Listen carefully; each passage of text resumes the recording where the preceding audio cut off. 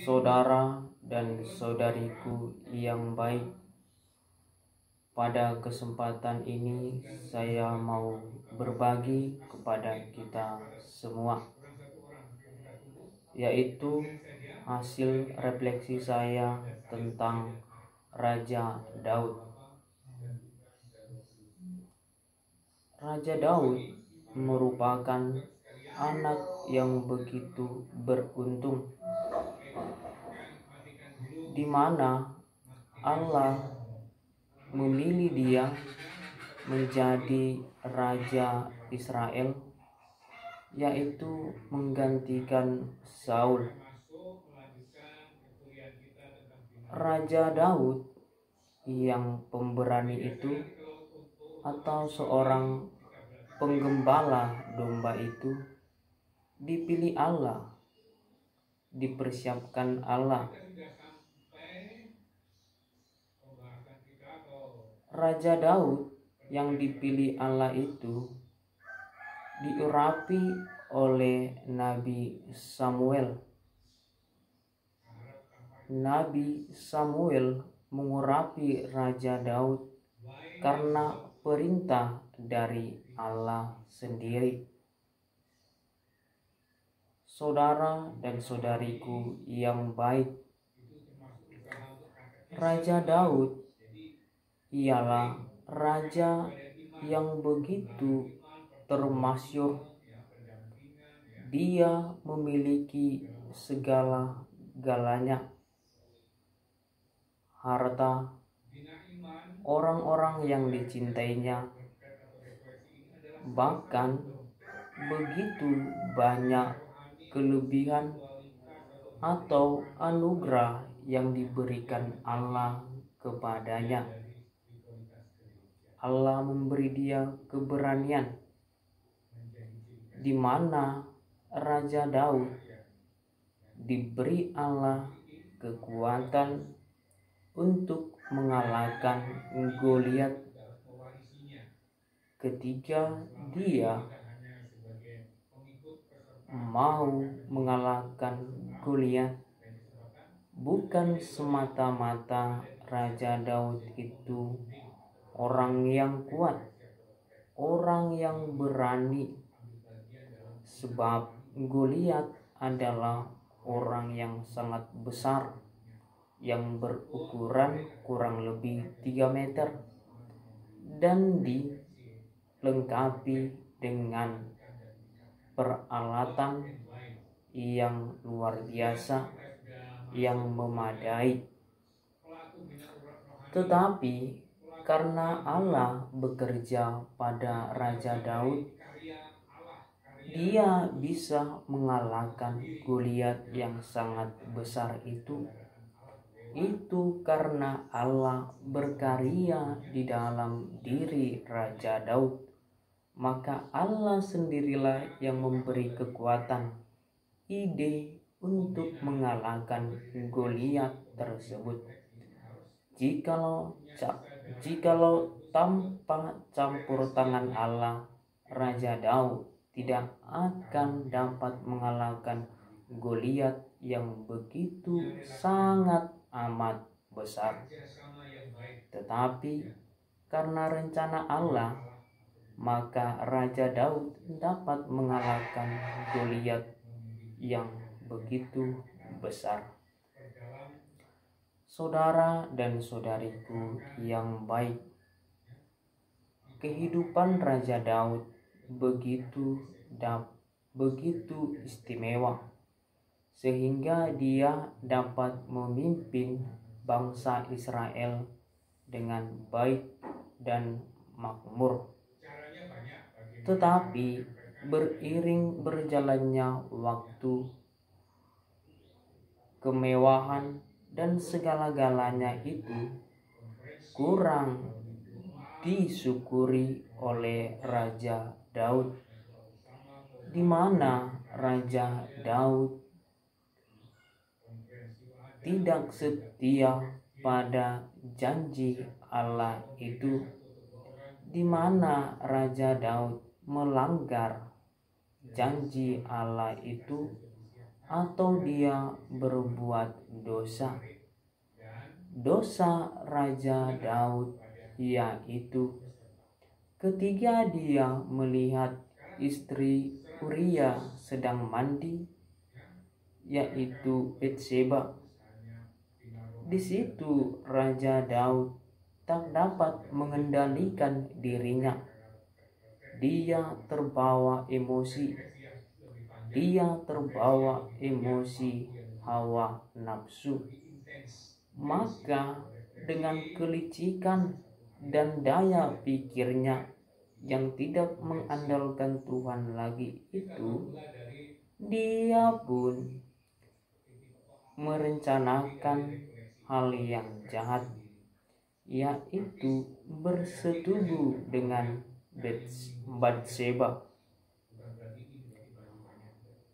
Untuk menutupi aibnya itu, maka dia mencari akal bagaimanalah supaya istri Uria itu menjadi miliknya.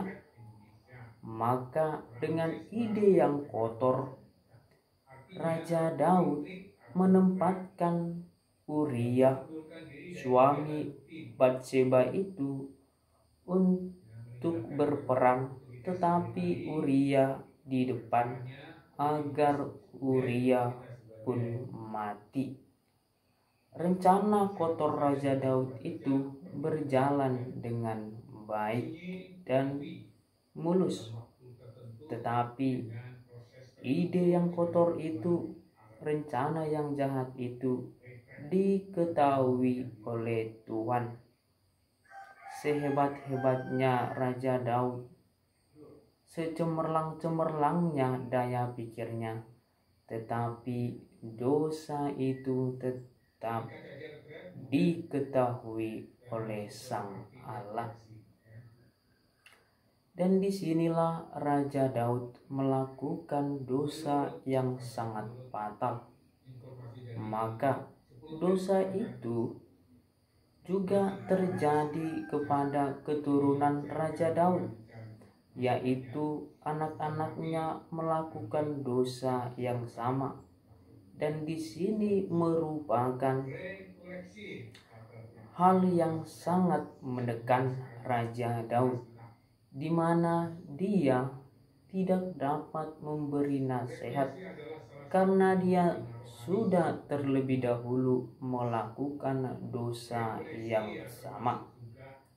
Saudara dan saudariku yang baik, walaupun Raja Daud melakukan dosa, tetapi kerahiman Allah itu tetap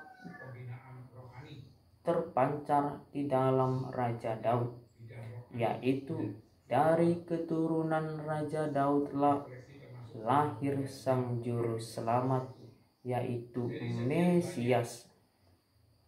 Saudara dan saudariku yang baik, di dalam kehidupan kita sehari-hari juga kita pernah jatuh pada kesalahan, pada dosa-dosa kita, di mana kita kurang menyukuri cinta kasih Allah. Allah telah memberi kita kehidupan, napas kehidupan, tetapi anugerah Allah itu kurang kita syukuri, maka kita salah menempatkan atau mempergunakan kebebasan yang diberikan Allah itu kepada kita, sehingga kita jatuh pada dosa. Kenapa kita jatuh pada dosa? Karena kita kurang mau mendengarkan suara Allah di dalam sangkar suci kita. Kita lebih terfokus pada godaan si iblis, dorongan si iblis, kenikmatan semata. Kenikmatan semata itu, tetapi efeknya sangat luar biasa untuk kehidupan kita di depan. Karena apa? Dosa yang telah kita perbuat itu itulah sudah menjadi ciri khas kita dilihat orang lain. Jikalau saya melakukan dosa diketahui orang lain, maka orang lain memandang saya sebagai orang pendosa. Sebab dosa itu cepat dan sensitif untuk direspon orang lain. Saudara dan saudariku yang baik, walaupun kita orang berdosa, walaupun kita sering jatuh pada dosa, tetapi Allah yang Maha Rahim itu tidak menutup dirinya kepada kita selagi kita masih mau merendahkan diri, merendahkan hati untuk menyesali semua perbuatan kita itu. Maka cinta kasih Allah, maka kerahiman Allah akan terbuka untuk kita, karena Allah itu adalah Maha Rahim, Maha Pengampun. Dia akan memeluk dan merangkul kita. Dia merindukan pertobatan kita. Tetapi intinya, bagaimana cara kita untuk merendahkan diri dan menyesali dosa-dosa yang kita perbuat itu agar tidak terulang kembali. Biarlah dosa-dosa itu menjadi pengalaman saya, menjadi pengalaman hidup saya untuk mengubah hidup saya agar kehidupan saya lebih berguna dan bermanfaat bagi sesama saya dimanapun saya berada. Maka eksistensi saya bersama orang lain itu menjadi kebahagiaan. Saya dapat memancarkan wajah Kristus bagi sesama dengan mau menyebarkan belas kasih dan cinta kasih Allah itu. Seperti Raja Daud, meskipun Raja Daud jatuh pada dosa hawa nafsu, tetapi dia merendahkan diri, dia menyesal, dan dia kembali kepada Allah itu yang Maha Rahim itu, yang memilih dia itu menjadi raja. Dan Allah pun mencintai Raja Daud, sehingga dari keturunan Daudlah janji Allah terpenuhi, yaitu lahir Sang Mesias, Sang Juru Selamat kita. Saudara dan saudariku yang baik, Allah yang Maha Rahim itu memberi kita kesempatan begitu sangat luar biasa untuk kembali ke pangkuannya, untuk mengalami cinta kasih-Nya.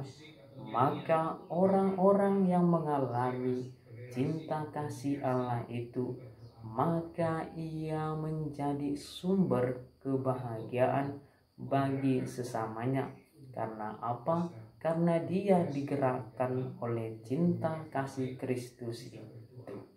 Maka cinta kasih Kristus itulah yang membuat dia memiliki kekuatan untuk mencintai sesama siapapun itu, tanpa melihat agama apa, tanpa melihat ras apa, tetapi semua sesama segambar dengan Allah itu adalah sesamaku yang harus kucintai tanpa membeda-bedakannya. Sekian dan terima kasih. Amin.